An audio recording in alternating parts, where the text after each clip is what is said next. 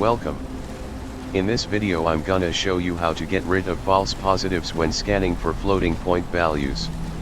In this example I scan for the stamina value 106. First I use the integer expression. The problem with this method is, you will get a ton of false positives. But you can take advantage of the single precision floating point format. Use the floating point representation of the value you are looking for instead of using the integer representation. So don't search for the value 106, search for the value 106.000.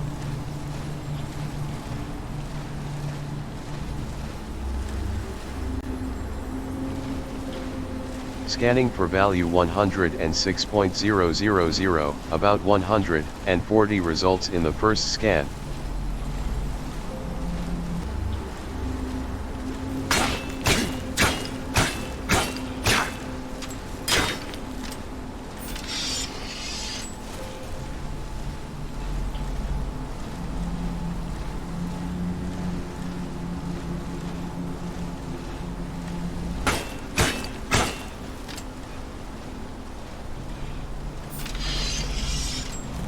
So don't scan harder, scan smarter, because we all know that finding the right value is almost the biggest problem. That's it for now. Leave a like for more tips and tricks.